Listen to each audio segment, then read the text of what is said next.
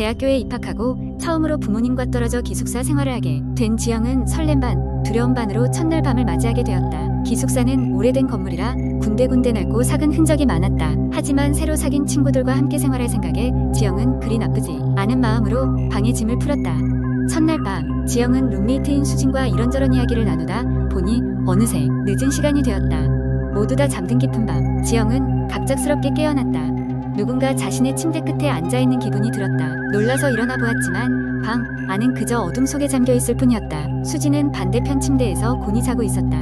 지영은 꿈이라고 생각하고 다시 잠을 청했다. 며칠 후 기숙사에서 지영은 우연히 귀신 이야기를 듣게 되었다.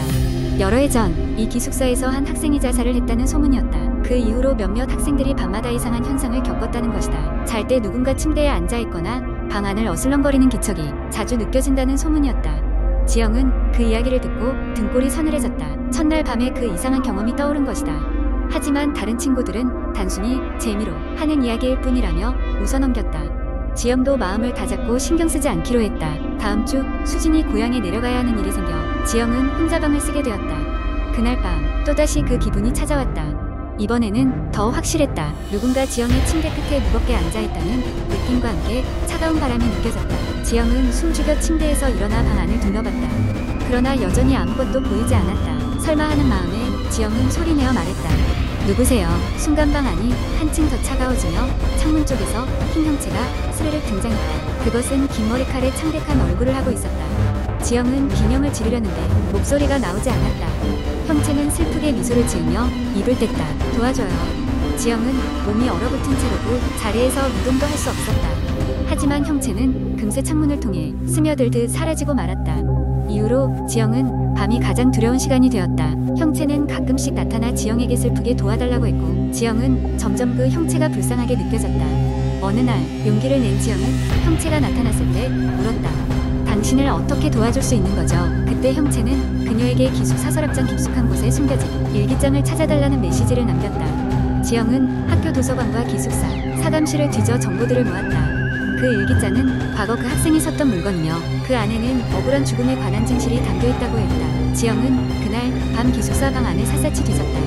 그리고 드디어 오래된 서랍장에서 낡고 먼지 쌓인 일기장을 발견했다. 일기장에는 한 학생의 외로움과 고통, 그리고 누군가에게 배신당한 이야기들이 빼곡히 적혀 있었다. 지영은 그 일기장을 학교 당국에 제출했고 사건은 재조사되었다.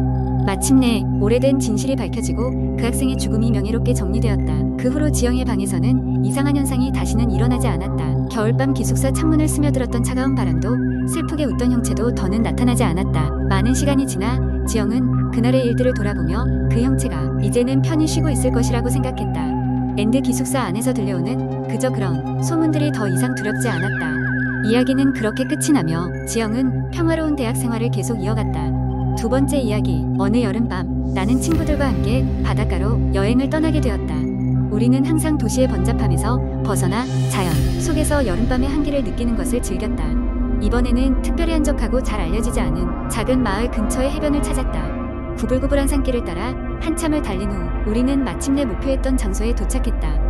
낮에는 사람들의 발길이 닿지 않은 아름다운 해변이었지만 해가 지고 나니 그 분위기는 완전히 바뀌었다. 주변에 아무도 없는 고요한 밤하늘 아래 고즈넉한 파도 소리가 귓가를 맴돌았다. 해변 근처의 작은 펜션에 짐을 풀고 우리는 저녁 식사를 준비하며 즐거운 시간을 보냈다. 식사를 마치고 난 후 우리는 산책을 나가기로 했다. 바닷바람이 시원하게 불어왔고 따뜻했던 여름날에 열기도 어느 정도 식어있었다. 우리는 해변을 따라 걸으면서 이야기를 나누고 갑작스럽게 친구 중 한 명이 우스갯소리로 말했다. 이런 곳에서는 밤에 귀신이 나올 것 같지 않아? 그 말에 우리는 모두 웃음을 터뜨렸지만 동시에 묘한 느낌이 들기도 했다.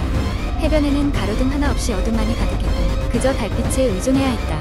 그때 우리 중 또 다른 친구가 제안했다. 심심한데 우리 무서운 이야기나 해볼까? 나는 처음엔 대수롭지 않게 여겼지만 친구들은 점점 진지하게 무서운 이야기를 시작했다. 이야기의 내용은 대부분 우리가 이미 알고 있는 전형적인 귀신이나 괴담에 불과했지만 한 친구가 들려준 이야기는 조금 달랐다. 그 친구는 자신의 고향에서 실제로 있었다는 한 사건에 대해 이야기했다. 그것은 한 젊은 여성이 어느 날 밤 이 해변 근처의 절벽에서 떨어져 죽은 사건이었다. 마을 사람들은 그 여성의 죽음을 안타깝게 여겼지만 동시에 그 사건을 금기시해야 할 어떤 것으로 여겼다. 절벽 근처에는 그녀의 그림자가 보인다고 하고 그 이후로 그곳을 지나가는 사람들은 꼭 그녀의 이름을 부르며 조사를 해야만 했단다. 우리는 그 이야기에 슬며시 소름이 끼쳤고 더 이상의 무서운 이야기는 하지 않기로 했다. 하지만 그 친구의 이야기 내용이 머릿속에서 떠나지 않았다. 산책을 마치고 펜션으로 돌아가는 길에 우리는 조금씩 입을 다물게 되었고 장난기도 사라져버렸다. 그날 밤 나는 잠에서 깼다. 창문 밖으로 달빛이 들어왔고 어딘가 모르게 불안한 기운이 감돌았다. 심장이 이유 없이 두근거렸고 나는 침대에서 일어나 창문 밖을 바라보았다. 그때 무언가가 보였는데 그것은 분명히 사람이었다. 해변을 천천히 걷고 있는 여자의 모습이었다. 그녀는 하얀 원피스를 입고 있었으며 긴 머리카락이 바람에 날리고 있었다. 나는 순간 얼어붙었다.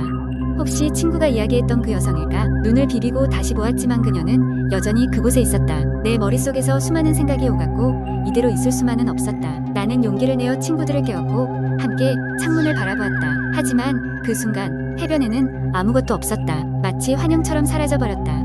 친구들은 내가 잠결에 뭔가 잘못 본 거라며 날 위로했지만 나는 확신하고 있었다. 그것은 분명히 실제로 본 것이었다. 우리 모두는 그날 밤 제대로 잠을 이루지 못했다. 이상한 기운이 가득한 펜션을 잃은 아침에 서둘러 나와 그곳을 떠나기로 결정했다. 차에 올라타 마을을 떠나기 전 커피를 사기 위해 잠시 커피숍에 들렀다. 그곳의 주인 아주머니는 우리가 오늘 밤 묵었던 펜션에 대해 알고 있었다. 아주머니에게 어젯밤의 일을 조심스럽게 이야기하자 아주머니는 차가운 얼굴로 말했다. 그 여성의 이름은 아직도 기억하는 사람들이 많아요. 여러분이 무사히 돌아갔으니 정말 다행이에요. 그 말을 마지막으로 우리는 모두 더 이상 아무 말도 하지 않았다. 다시는 그 해변 근처에 가지 않겠다는 결심을 하며 우리는 그냥 도시로 돌아왔다. 그리고 그때부터 여름철의 여유로운 해변 여행은 우리에게 어울리지 않은 일이라는 것을 깨달았다. 세 번째 이야기. 오래전 경기도의 작은 마을에는 한 번 들어가면 다시는 돌아올 수 없다는 어둠의 숲이 있었습니다. 이 숲은 오래전부터 마을 사람들에게 두려움의 대상이었지만 그 이유를 아는 사람은 거의 없었습니다. 오직 숲 가장자리에 허름한 집에 사는 한 노파만이 이 숲의 비밀을 알고 있었습니다. 그녀는 마을 사람들 사이에서 미쳤다는 소리를 듣곤 했지만 가끔 숲으로 들어갔다 나오는 그녀를 본 사람들은 그녀에게 왜 무사히 돌아올 수 있었는지 물어보기도 했습니다. 하루는 도시에 살던 젊은 대학생 5명이 이 숲에 대한 소문을 듣고 호기심에 사로잡혔습니다. 그들은 마을로 여행을 와서 숲을 탐험하기로 결심했습니다. 숲 입구에 도착한 그들은 그곳에서 나이를 가늠하기 힘든 노파를 만났습니다. 그녀는 그들에게 숲에 들어가면 절대 해서는 안 되는 것들을 말해주었습니다. 숲 안에서 이름을 부르지 마라.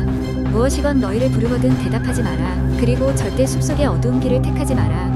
젊은이들은 노파의 말을 반신반의하며 웃어 넘겼습니다. 실제로 그들은 이런 이야기를 무시하는 편이었기 때문에 노파의 경고를 별다른 고민 없이 흘려들었습니다. 숲속에 들어서자 처음 몇 시간 동안은 아무 이상한 점을 느낄 수 없었습니다. 그러나 어느 순간부터 갑자기 숲의 분위기가 바뀌기 시작했습니다. 끝없는 나무들 사이로 갑자기 서늘한 바람이 불어오고 이상하게도 귀에 속삭이듯 무언가가 들려왔습니다. 그들은 빠르게 무시하려 했지만 그 속삭임은 점점 더 강력해져 결국 그들 중 한 명의 이름을 부르고 있었습니다.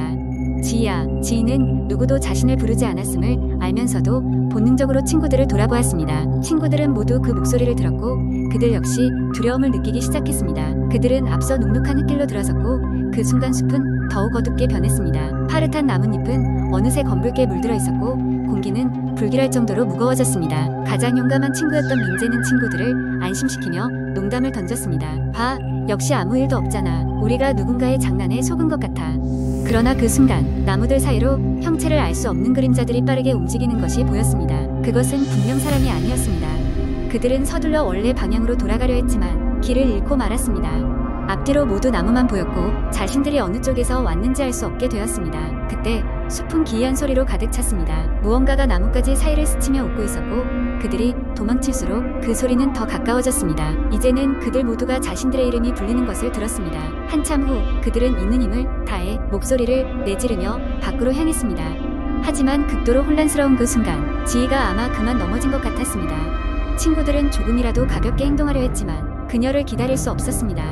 길을 헤매다 그들은 결국 노파의 집 근처로 나왔고 안도감에 그녀의 문을 두드렸습니다.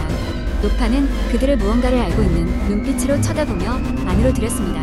그녀는 밤새도록 그들을 지켜주었고 새벽이 되어 노파의 집에서 나온 친구들은 지희가 여전히 돌아오지 않았음을 깨달았습니다. 마을로 돌아와 경찰에 신고하였으나 지희는 물론 그녀의 흔적조차 발견되지 않았습니다. 노파는 조용히 밖을 바라보며 아직도 그 비밀을 알고 있는 듯한 눈을 하고 있었습니다. 그리고 그 숲은 여전히 같은 자리에서 기다리고 있었습니다. 그 후로도 숲에서는 이름을 부르는 소리와 함께 종종 실종되는 사람이 발생했고 사람들은 숲을 멀리하게 되었습니다. 시간이 흐르면 흐를수록 사람들은 그 노파의 조언을 잊고 다시금 숲에 들어갔다 고통스러운 끝을 맞이하게 되었습니다. 끝내 아무도 그 숲에 들어간 이유와 공포가 어디서부터 시작되었는지를 알지 못했습니다. 오직 그 숲만이 진실을 알고 있을 뿐이었습니다.